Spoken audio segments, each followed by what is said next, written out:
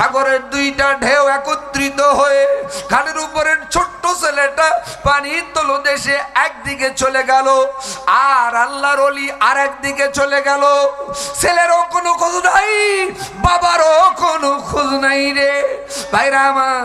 ইতিহাসবিদ বলেন, বিজ্ঞান বলেন, আটলান্টিক মহাসাগর 33,000 ফিট গভীর। এমন গভীর তলদেশে যদি বাবার ছেলে চলে যায়, বেঁচে থাকার তো কথা নয়। পুলিশকে বলা হলো, পুলিশ যেখানেই পাওয়া যাও আল্লাহর ওলিরে ফাঁসির মঞ্চে হত্যা করা হবে। বলেন তো এই সংবাদ শোনার সাথে সাথে রাজসিংহাসন ছেড়ে দিয়ে গভীর রাত্রিতে বাড়ি এসেছেন। এসে দরজায় লক করা মাত্র দরজা যিনি খুলে দিলেন গো, তিনি হলো তার স্ত্রী, নাম হলো সালেহা। একটু আওয়াজ দিয়ে বলেন না সুবহানাল্লাহ। সালেহা শব্দের শাব্দিক অর্থ হলো নেককারিনী। সালেহার জীবনীতেও দেখলাম, যদিও প্রধানমন্ত্রীর বউ, কোনোদিন 5 ওয়াক্ত নামাজ, তাহাজ্জুদের নামাজ তিনিও কোনোদিন কাজা করে নাই। একটু আওয়াজ দিয়ে বলা যায় নাকি সুবহানাল্লাহ? আরো জীবনীতে দেখলাম, সালেহা যদিও প্রধানমন্ত্রীর বউ, কোনোদিন পরপুরুষ শরীরটা তার কোনোদিন দেখে নাই। আমাদের আলেহা সালেহা বেগমদের মনে হয় দেখে নাই। ক্লিন্টন আসার পর সালাম দিয়ে মুসাফা করে চুমু খাই, মাইন্ড করে নাই। কথা বলেন, কথা ঠিক কিনা? এবার সালেহা দরজা খুলে দিলেন, বাচ্চা হুজুরকে দেখা মাত্র সালাম দিলেন, আসসালামু আলাইকুম। বলেন তো স্বামীর স্ত্রী সালাম দেওয়া কি সুন্নাহ? সুবহানাল্লাহ। কোন স্বামী আর স্ত্রী সালাম দিয়ে মুসাফা করবে। নবীজি বলেছেন, অলবডি সগীরা গুনাহ খাতা স্বামী স্ত্রীর মাফ করে দেওয়া হবে। আমি আজাদি দোয়া করলে আজ দোয়া কবুল হতেও পারে, নাও পারে। স্ত্রী সালেহা বাদশার চেহারার দিকে তাকিয়ে সালাম দেয়। এবার জবাব দেন, ওয়ালাইকুমুস সালাম ওয়া রাহমাতুল্লাহ। আল্লাহু আকবার। বলেন বাচ্চা হুজুরও চিন্তিত মনে হয়, ক্লান্ত মনে হয়। বলছেন, তুমি ঠিকই বলেছো সালেহা, আর এক মুহূর্তেও এখানে থাকা যাবে না। কেন? তুমি নাই দেশের প্রধানমন্ত্রী। বলতেছেন, আমি প্রধানমন্ত্রী ছিলাম, আমাকে ক্ষমতাচ্যুত করেছে বাতিল সরকারের পুলিশ প্রশাসন। যদি আমারই দেখতে পাই, ফাঁসির মঞ্চে হত্যা করবে। তুমি বিধবা হয়ে যাবে, আমার 2টা সন্তান ইয়াতীম হয়ে যাবে। তুমি কি তা চাও? সালেহা বলেন, দুনিয়ার কোন স্ত্রী তা চায় না রে।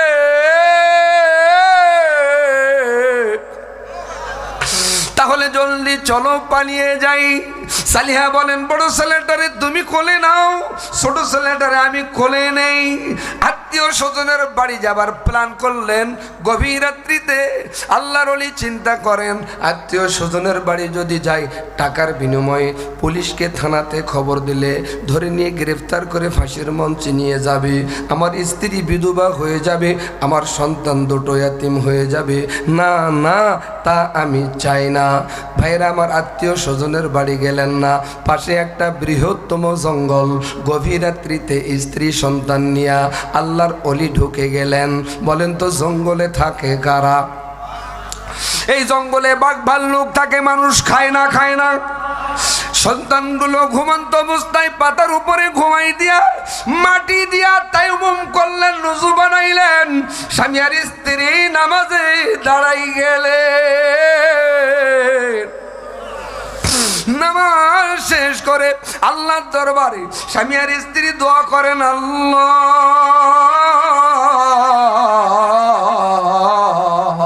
যার কেউ নাই তার তুমি আসো। তুমি না কোরআনে বলেছো, ইমানদারেরা যদি বিপদে পড়ে যায়, মুসিবতে পড়ে যায়, তোমার পক্ষ থেকে নাকি সাহায্য করা ওয়াজিব হয়ে যায়। নাসরুম মিনাল্লাহি ওয়া ফাতহুম করিব ওয়া বাশশিরিল মুমিনিন। আল্লাহু আকবার। বলেন, আল্লাহ, আমার স্ত্রী, আমার সন্তান, আমাকে সহ এই বাঘ ভাল্লুকের হাত থেকে হেফাজত করো। সকাল হয়ে গেল, বাঘ ভাল্লুক খেতে আসে না। বলেন তো বাঘ ভাল্লুক কথা শুনে কার? আরো জোরে বলেন কার? সকাল হয়ে গেল, বেলা দিক দিক করে উঠতে লাগলো। ছেলেগুলো ঘুম থেকে উঠে জনম দুঃখিনী মা সালেহারে ডাক দিয়ে বলেন, মা আমরা এই জঙ্গলে কেন? মা ডাক দিয়ে বলেন, বাবা রে আমরা তো পালিয়ে এসেছি। আমার বাবা এই দেশের প্রধানমন্ত্রী, বলেন তোমার বাবারে ক্ষমতাচ্যুত করেছে বাতিল সরকারের প্রশাসন। যদি তোমার বাবারে ধরতে পারে ফাঁসির মঞ্চে হত্যা করবে। তোমার মা আমি বিধবা হয়ে যাব, তোরা আমার সন্তান দুটো এতিম হয়ে যাবি রে। এজন্য আমরা পালিয়ে এসেছি। ও মা বুঝতে পেরেছি, ক্ষুধা লেগেছে, খাবার আছে নাকি? সন্তান যখন মায়ের কাছে কোনো কিছু আবদার করে, মা যদি দিতে না পারে গলা কাটা মুরগির মতো ছটপট ছটপট করে। কথা বলেন ঠিক কিনা? ভাইরা আমার, জনম দুঃখিনী মা ডাক দিয়ে বলেন, বাবা পালিয়ে এসেছি, খাবার তোর সঙ্গে আনতে পারি নাই। দেখি তো তোমার আব্বা হুজুরকে বলে খাবারের কোনো ব্যবস্থা করা যায় নাকি। বাচ্চা হুজুরকে ডাক দিয়ে বলেন, বাচ্চা হুজুর আমরা দুইজন বড় মানুষ 2 দিন না খেয়ে থাকতে পারি, কিন্তু ছোট মানুষগুলো তো না খেয়ে থাকতে পারে না, তাদের খাবারের কোনো ব্যবস্থা করা যায় নাকি? বলেন, সালিহা রে তুমি তো জানো আমার কাছে কোনো টাকা নাই, সদ্য ক্ষমতাচ্যুত প্রেসিডেন্ট তার কাছে কোনো টাকা নাই, আমাদের পালিয়ে যাওয়া প্রধানমন্ত্রীর পিয়নের বাড়ির 4,500 কোটি টাকা পাওয়া যায়। কথা বলেন যারা ঠিক বলেন নাই, এরাও ভাগ পায়। সম্মানিত ভাইয়েরা, গভীর মনোযোগ। এবার সালিহা বলতেছেন, বাচ্চা হুজুর আমিও জানি আপনার কাছে কোনো টাকা নাই, কিন্তু রাজা বাচ্চাদের হাতে হীরার আংটি থাকে না? বলেন আপনার হাতে একটা হীরার আংটি আছে, বাজারে বিক্রি করে দেন, চাল ডাল ক্রয় করে নিয়ে আসেন। বলেন আংটি বিক্রি করে বাজার করার জন্য যদি যাই, আমাকে পুলিশ যদি দেখতে পায় বাজার থেকে নিয়ে যাবে থানায় নিয়ে যে ফাঁসির মঞ্চে তুমি বিধবা হয়ে যাবে, আমার সন্তান দুটো এতিম হয়ে যাবে। তুমি কি তা চাও?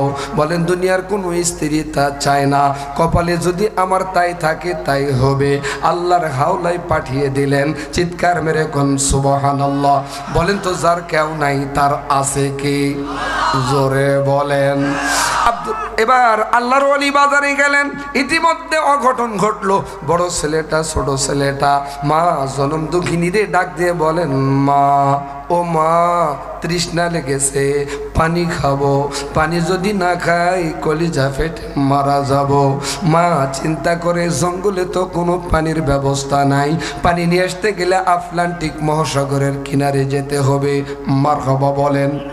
এবার সালিহা চিন্তা করেন, ছেলে দুটোরে যদি পানির কিনার পর্যন্ত, সাগরের কিনার পর্যন্ত নিয়ে যায়, বাজার করে আল্লাহর ওলি যদি এসে দেখেন বউ বাচ্চা যেখানে রেখেছিলাম তারা কেউ নাই, নিশ্চিত মনে মনে ভাববে বাঘ ভাল্লুক খেয়ে ফেলেছে।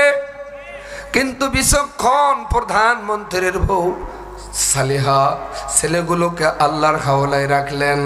পানি নিয়ে আসার জন্য আটলান্টিক মহাসাগরের কিনারে এককভাবে চলে গেলেন। ঘটি নিলেন না, বাটি নিলেন না, শাড়ির আঁচল ভিজাইয়া পানির ব্যবস্থা করতেছেন। সুবহানাল্লাহ বলেন। সাগরে দুইজন, একজন ট্রলারে নৌকা ড্রাইভার আর একজন সওদাগার। দূরবীন দিয়া ক্যামেরার সাহায্যে দেখতে পায় এত সুন্দরী নারী তার জীবনে, তার লাইফে কোনোদিন দেখে নাই। ড্রাইভারকে বলছেন, ড্রাইভার জলদি কিনারে ফিরাও, ওই মহিলা আমার দরকার। বলেন তো লম্পটের চরিত্র ভালো না খারাপ? কিনারে ফিরানো হলো। সালেহা পানি নিয়ে সন্তানদের কাছাকাছি পৌঁছে গেল। সবে মাত্র মুখে গিয়া সিবাই শাড়ির আঁচল ভিজাইয়া পানিটা মুখে দিবে, ইন্ডিমিন টাইমে ওই লম্পট যুবক সওদাগার সালেহারে একেবারে পিছন দিক থেকে জড়ে ধরলো। সালেহা বলেন, যুবক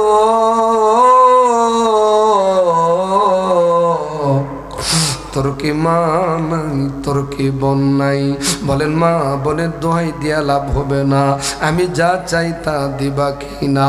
সালেহা ডাক দিয়ে বলেন, স্বামী ছাড়া জীবনে এই শরীরটা কোনোদিন পর পুরুষকে দেখাই নাই।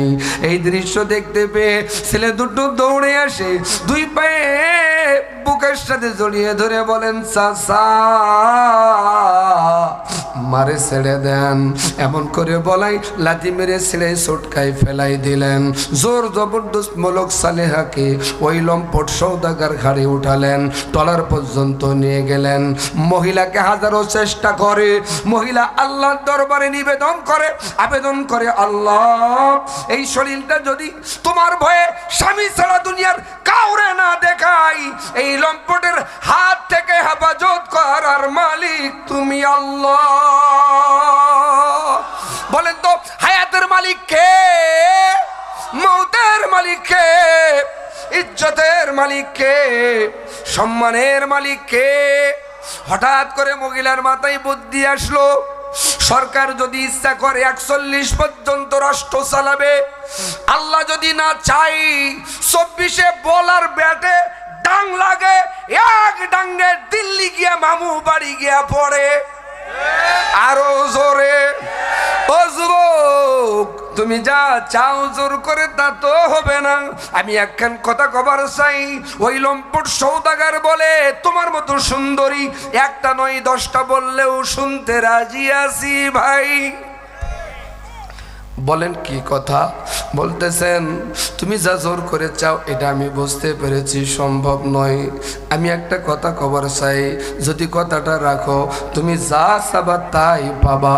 বলতেছেন কথা দিলাম, কথা রাখলাম, বলো তোমার কি কথা?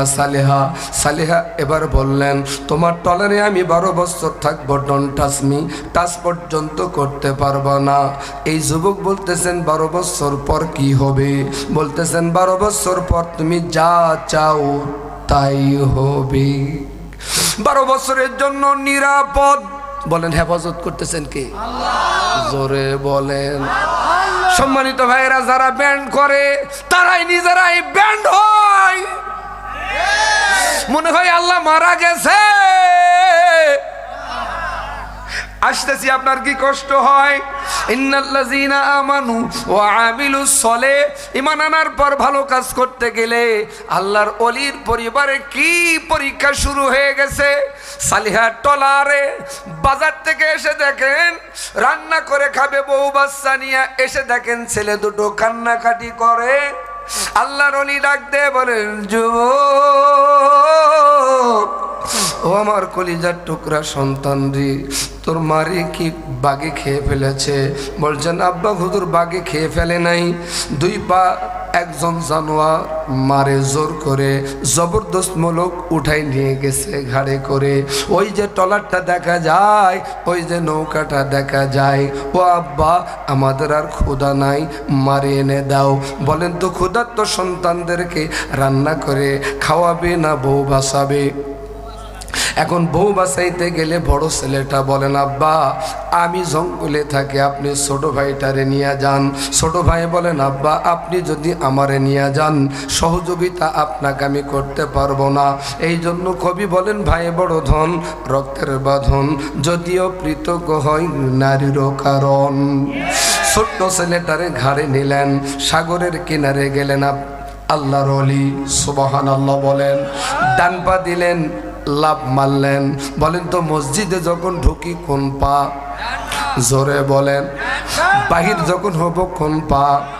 পায়খানাতে যখন যাব কোন পা? বাহির হব যখন কোন পা? ডান পা দিয়া সাগরে লাভ মারলেন। বিসমিল্লাহির রহমানির রহিম বলে সাঁতার কেটে কেটে মাঝপথে গেলেন। ঘাড়ের উপরের ছোট্ট ছেলেটা পিছনের দিকে তাকিয়ে দেখেন জঙ্গলে যে ভাইটা আছে, ওই ভাইটাকে বাঘে খাবার জন্য থাবা মেরেছে। ছোট ছেলেটা আব্বা হুজুরকে ডাক দিয়ে বলেন, আব্বা হুজুর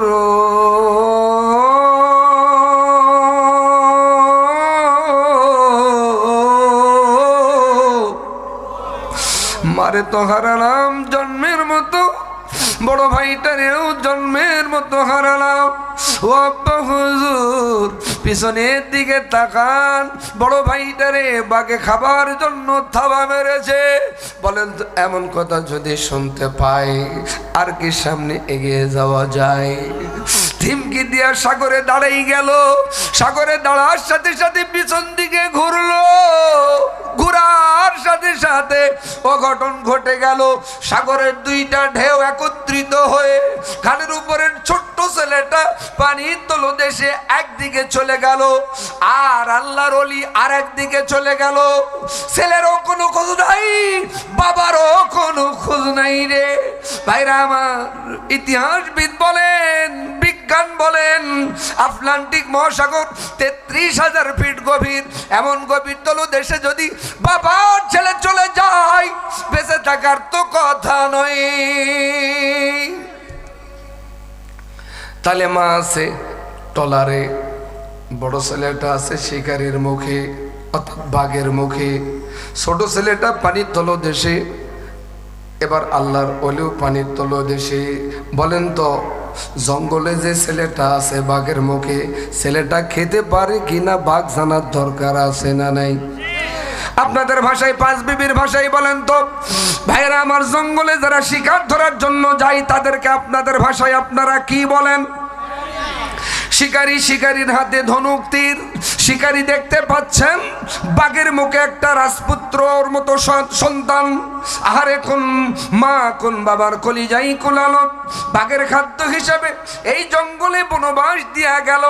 এমন দৃশ্য দেখতে পেয়ে শিকারী সেজদায় পড়ে গিয়ে আল্লাহরে ডাক দিয়ে বলেন, আল্লাহ,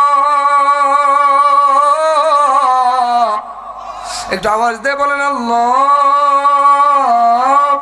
কোন মা কোন বাবার কলিজাই খুলালো, বাঘ ভাল্লুকের খাদ্য হিসেবে জঙ্গলে ফেলাই দিয়া গেল। ও আল্লাহ, আমার তো কোনো ছেলেও নাই, মেয়েও নাই, আমার কোনো সন্তান নাই। বলেন তো ছেলে দিবার মালিক কে? মেয়ে দিবার মালিক কে? ছেলেও দেয় না, মেয়েও দেয় না, তার মালিক কে? আল্লাহ পবিত্র কোরআনুল কারিমে বলেন, ফাআলুল লিমা ইউরিদ।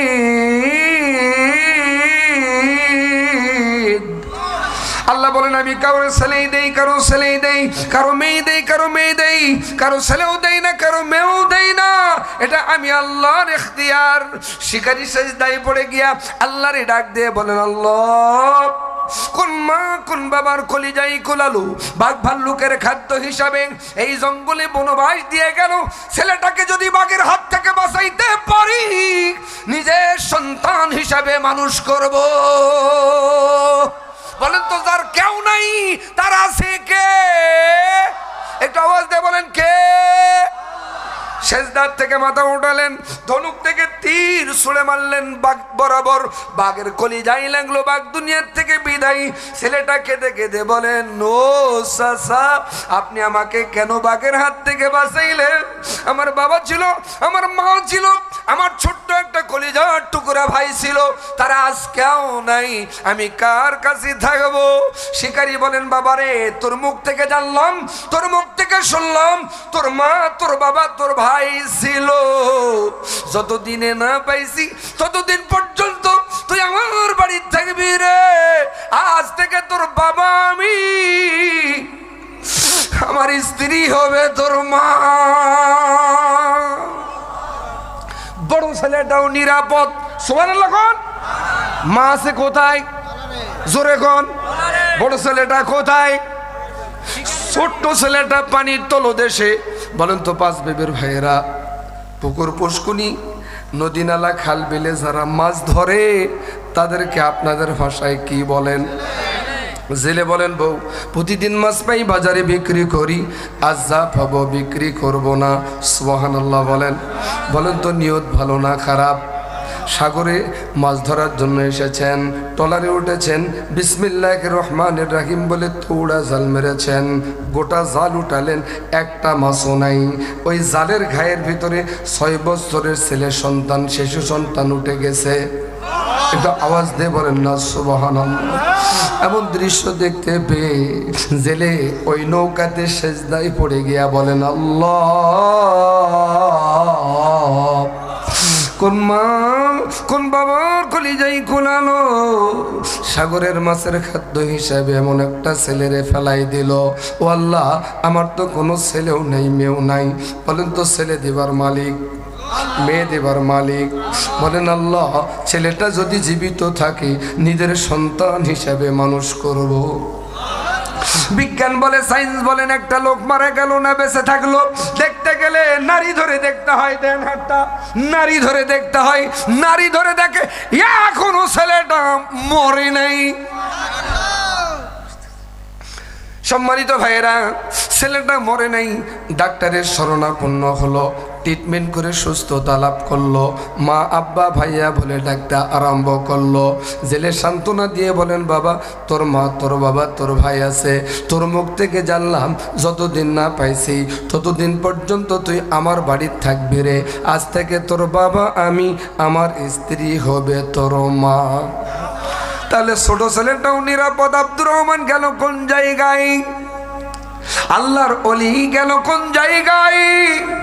সাগরে যদি পড়ে যান সাঁতার কাটবেন না, চিত হয়ে থাকবেন, ঢে ঢে ঢে কিনার পর্যন্ত পৌঁছে দিবার দায়িত্ব কার? মিশরের বর্ডার অতিক্রম করে ফিলিপাইনের নিকটবর্তী সীমান্ত এলাকায় ভাসতে ভাসতে চলে গেল। আল্লাহর কি লীলা, এক সপ্তাহ আগে ওই দেশের সরকার বাহাদুর মারা গেল। বলেন তো, যে দেশে সরকার থাকে না ওই দেশে তত্ত্বাবধায়ক সরকার আসে, কিন্তু তত্ত্বাবধায়ক সরকার রাষ্ট্র নিয়ন্ত্রণ করতে পারে না প্রশাসন দিয়ে। হঠাৎ করে পেঁয়াজের দাম, আলুর দাম, চাউলত হাতে দেওয়া যায় না, সিনিয়র লবণ নিয়ে আসতে গেলে ইন্ডিয়া ছাড়া কপালে জোটে না। দেশের জনগণ তত্ত্বাবধায়ক সরকারের বিরুদ্ধে রাজপথে আন্দোলনে নামলেন। এক দফা এক দাবি, আমরা তত্ত্বাবধায়ক সরকার মানি না, আমরা সবাই প্রধানমন্ত্রী হব। তত্ত্বাবধায়ক সরকারের প্রধান উপদেষ্টা চিন্তা করলেন, আমি প্রশাসন নিয়ে রাষ্ট্র চালাইতে হিমশিম খাই, সবাই যদি প্রধানমন্ত্রী হয় কেউ কারো কথা মানবেও না, শুনবেও না, এই দেশ তো পার্শ্ববর্তী দেশত বিক্রি করবার লাগবে, আপা আর কয়েকদিন থাকলে দেশ বিক্রি হলো হয় রে। কিন্তু ভাইয়েরা, এবার জাতির উদ্দেশ্যে তত্ত্বাবধায়ক সরকারের প্রধান উপদেষ্টা ভাষণ দিতেছেন। ভাইয়েরা আমার, আপনারা যদি সবাই প্রধানমন্ত্রী হন কেউ কারো কথা মানবেনও না, শুনবেনও না। আমি একটা প্রস্তাব করতে চাই। কি প্রস্তাব বলুন? জনগণকে বলতেছেন, আমার দেশে একটা পাগলা হাতি আছে, হাতির সুর আছে, এই সুরে একটা মালা পরে দেওয়া হবে, যাকে পরাবে তিনি হবে প্রধানমন্ত্রী। সুবহানাল্লাহ বলেন। দেশের জনগণ বলছেন এটা নির্দলীয় নিরপেক্ষ প্রস্তাব, মানা যায়, কারণ এটা দলীয় প্রস্তাব নয়। সকল দেশের জনগণকে একত্রিত করা হলো, পাগলা হাতিরেও নিয়ে আসা হলো, মালা দেওয়া হলো, সবার কাছে একবার একবার করে যাই, একটা বার করে যাই, যার কাছে যাই এরকম করে কলার নাড়া দেয়। 16 বছরে যে জ্বালানটা জ্বালাইছো, মালা যদি পরাই 32 বছরের সুদে আসলে তুলবো, কিন্তু এ মালা কাউরে পরাই না। পাগলা হাতি গন্তব্য স্থান ত্যাগ করে রাস্তা দিয়ে হেঁটে হেঁটে যেতে আরম্ভ করলো। কোনো বাহিনীর প্রধান নাই, সেনাবাহিনীর প্রধান এককভাবে সবার চোখের আড়ালে পাগলা হাতির সামনে দাঁড়িয়ে গেল। মনে মনে ভাবলো, মালা মনে হয় আমার পরাবে, কিন্তু মালা তারেও পরালো না। সুবহানাল্লাহ। সেনাবাহিনীর প্রধান দেখতে পাচ্ছেন এক পা দুপা করে সীমান্তবর্তী এলাকার ফিলিপাইনের সীমান্ত এলাকায় হাঁটুয়া পরিমাণ পানিতে সাগরে পাগলা হাতি নেমে পড়েছে। এমন দৃশ্য দেখতে পেয়ে সেনাবাহিনীর প্রধান চিন্তা করে, মনে হয় পাগলার মাথা গরম হয়েছে, ঠান্ডা করার জন্য পানিতে নামলেন, কিন্তু না গো, আমার আল্লাহ বলেন ওমাকারু ওমাকারাল্লাহ আল্লাহু খায়রুল মাকিরিন।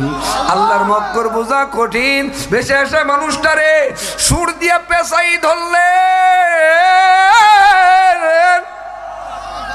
সরের উপরে উঠাই শুয়াই দিলেন, মাথাটা উঠাই মালা পরাই দিলেন। সেনাবাহিনীর প্রধান আশ্চর্য হয়ে গেল, মরা মানুষ রাষ্ট্র চালাবে কেমন রে? অনেকে ধ্যান ধারণা, হুজুরেরা যদি সামনে রাষ্ট্র চালাই গদি পাই, এরা চালাবে কেমন রে? আসেন জানার দরকার আছে না নাই? ভাইরা আমার, ওই যে তত্ত্বাবধায়ক সরকারের প্রধান উপদেষ্টা বলেছেন এই মালা যাকে পরাবে তিনি হবে প্রধানমন্ত্রী। এখন দেখেন তো, সেলুট আর সালাম সেনাবাহিনীকে দিতে হবে না? হবে না? সেলুট দেওয়া আরম্ভ করলেন। এবার নারী ধরে দেখেন, এখনো লোকটা মরে না। আরো জোরে কন্যা সুবহানাল্লাহ। সেনাবাহিনীর হাসপাতালে নিয়ে গিয়ে ট্রিটমেন্ট আরম্ভ করলো। আমার দেশেও 16 বছরে যে নির্বাচন নামে নাটক, ভাইয়েরা আমার, এরশাদ চাচা হঠাৎ অসুস্থ হয় নির্বাচনের আগের দিন, হাসপাতালে নিয়ে যাওয়া হয়, এইদিকে ট্রিটমেন্ট হয়, সুস্থতাও লাভ করে, এইদিকে হাসিনা কয় নির্বাচন হয়েও গেছে। এবার সেনাবাহিনীর প্রধান নিয়ে গেলেন ট্রিটমেন্টের জন্য, ট্রিটমেন্ট করায়, সুস্থতা লাভ করায়। বলতেছেন স্যার,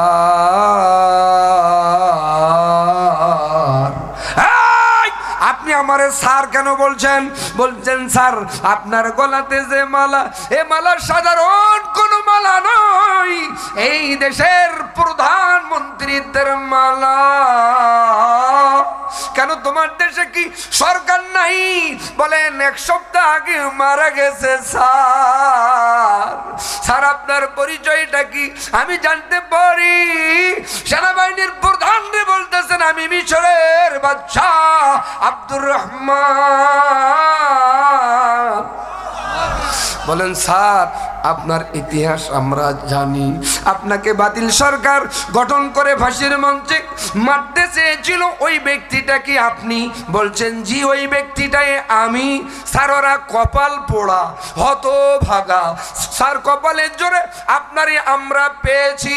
ও স্যার আপনি আগামীকাল থেকে চেয়ারে বসবেন, যেভাবে সমাজ রাষ্ট্র পরিচালনা করবেন ওইভাবে সমাজ রাষ্ট্র চলবে। সেনাবাহিনীর প্রধান বলেন স্যার যত রকমের সহযোগিতা লাগে আমি করব। ওয়াকারুজ্জামান ইউনুস রে বলেন স্যার যত রকমের সহযোগিতা লাগে আমি করব, করতেও সে জোরে কোন। সম্মানিত ভাইয়েরা, 12টা পার হয়ে যায়, আমি খুব অল্প করে গোসাই নিয়ে আসতেছি, যেহেতু প্রতি রাত মাহফিল, গভীর রাত করা যাবে না। সারা রাত আপনারা থাকেন, আমার বাপু থাকবে না। সম্মানিত ভাইয়েরা, গভীর মনোযোগ, চেয়ারে বসলেন। পরের দিন সুবহানাল্লাহ কোন, আরো জোরে, 2টা আইন জারি করলেন। 1 নম্বর আইন হলো র্যাব, পুলিশ, বিজিবি, সেনাবাহিনী, জি স্যার, আটলান্টিক মহাসাগর ঘেরাও করো। তার মানে আল্লাহর ওলি যারা হয়, ইলহামের মাধ্যমে, কাশফের মাধ্যমে অগ্রিম কিছু খবর জানতে পারে। আব্দুর রহমান বুঝতে পেরেছে এখনো বউ আমার মরে নাই, বেঁচে আছে। আরো জোরে কন্যা সুবহানাল্লাহ। আল্লামা সাইদি বলেছেন তোরা পালাবি রে ইঁদুরের গর্ত পর্যন্ত, খুঁজে পাবি না, ওরা পাইতেও সে না, কারণ অলিরা অগ্রিম কিছু খবর জানবার পারে। 2 নম্বর আইন জারি করলেন রাষ্ট্রীয়ভাবে। আব্দুর রহমান বাদশা চিন্তা করতেছেন আমার ছেলে দুটো যদি জীবিত থাকে, যাদের বাবা নাই, যাদের মা নাই, এতিমখানা মাদ্রাসায় বড় হয়, লেখাপড়া করে, রাষ্ট্রীয়ভাবে একটা এতিমখানা তৈরি করলেন। সুবহানাল্লাহ বলেন। ওই যে জেলে আর শিকারী এতিমখানা মাদ্রাসায় ভর্তি করে দিলেন। 2 ভাই একই মাদ্রাসায় লেখাপড়া করে, ভাই ভাইয়ের সাথে কোনো পরিচয় নাই। আব্দুর রহমান বাদশা হুজুর মাঝে মাঝে এতিমদের মাথায় হাত বোলায়, সবের উদ্দেশ্যে নিজের সন্তান তিনি চিনেন না। মর্মান্তিক কাহিনী। এদিকে 11 বছর 11 মাস 29 দিন, একদিন মাত্র বাকি সালিহার সাথে লম্পটের বিয়াও হবে। এবার শেষের ট্রলারে গিয়া সেনাবাহিনীর প্রধান বলতেছেন কে আছেন ট্রলারে? বলছেন স্যার আমি আর আমার বউ। কি বউলা রে। বলেন বাদশার হুকুম, আপনাকে দেখা করতে হবে সশরীরে। বলছেন স্যার আমি একা কেমনে যাব, আমার বউ তো আছে। বলছেন আপনার স্ত্রী সহ আপনি দেখা করতে যাবেন। বলছেন স্যার আমার স্ত্রী কোনোদিন পরপুরুষ দেখে নাই, আমি যেতে পারি, বাচ্চার হুকুম মানতে পারি। এমন দুটা কুমার যুবক দিতে হবে আমার স্ত্রীকে পাহারা দেবার জন্য, যেই দুই যুবক কোনোদিন পর নারীর দিকে তাকাই না গো। সেনাবাহিনীর প্রধান বাদশার দরবারে গেলেন। এ প্রস্তাব দেওয়াই, ভালো ছেলে পাইতে গেলে, ভালো ছেলে খুঁজতে গেলে জাহাঙ্গীরনগর বিশ্ববিদ্যালয় পাওয়া যায়। এবার মাদ্রাসায় আসলেন উস্তাদজির কাছে। উস্তাদজিরে ডাক দিয়ে বলেন, উস্তাদজি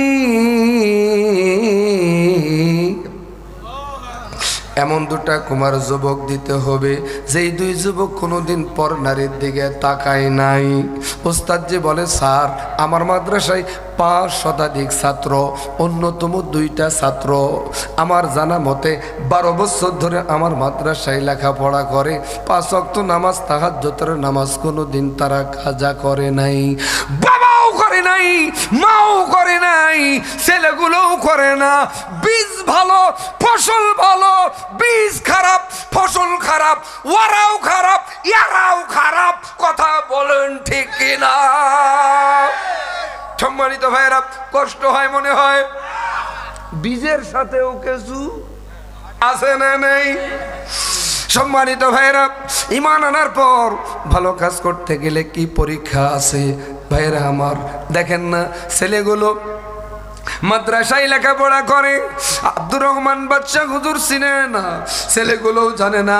একে মায়ের পেটের ভাই, আর পাহারা দিবার জন্য যাকে যাব তিনি যে মা, ছেলে দুটো জানে না। মর্মান্তিক কাহিনী। সেনাবাহিনীর প্রধান নিয়ে চলে গেলেন পাহারা দিবার জন্য, পাশের টলারে বসে রাখলেন, লম্পটরে নিয়ে এবার বাদশার দরবারে চলে গেলেন। ইতিমধ্যে অঘটন ঘটে গেল। মারহাবা বলেন। ঘটনা, বড় ছেলেটা ডাক দে বলে, মাদ্রাসায় থাকাকালীন কথা বলতে পারি না, আজ একটু সুযোগ পাইছি, 2 জন বলা বলি করি না। পাশের টলারের মহিলাটা কথাটা শুনতে পাচ্ছে। সুবহানাল্লাহ বলেন। বড় ছেলেটা বলেন, তোমার মতো আমার একটা ছোট্ট কলিজার টুকরা ভাই ছিল রে। ছোটটার মনে হলো তোমার ভাইয়ের কি হয়েছিল? বলছেন একজন লম্পট সওদাগার মাকে জোর করে টলারে করে উঠাই নিয়ে যাচ্ছিল। আমার বাবা আর আমার ভাই পানিতে ডুবে উদ্ধার করতে গিয়ে মারা গেছে। ছোট ছেলেটার মনে হলো আমারও তো পালিত পিতা সাগর থেকে পাইছে, দেখি না তার বাপের নামটা জিজ্ঞাসা করে। ছোটটা বলেন, তোমার আব্বার নাম কি গো? বলেন, আমার আব্বার নাম মিশরের বাদশাহ আব্দুর রহমান। পাশের টলারের মহিলা এই কথা শুনতে পেয়ে সেজদায় পড়ে গিয়ে আল্লাহর ডাক দিয়ে বলেন, আল্লাহ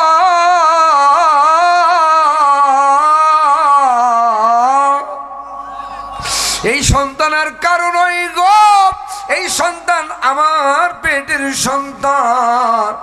সেজদায় পড়ে গিয়ে কেঁদে কেঁদে বলেন, আল্লাহ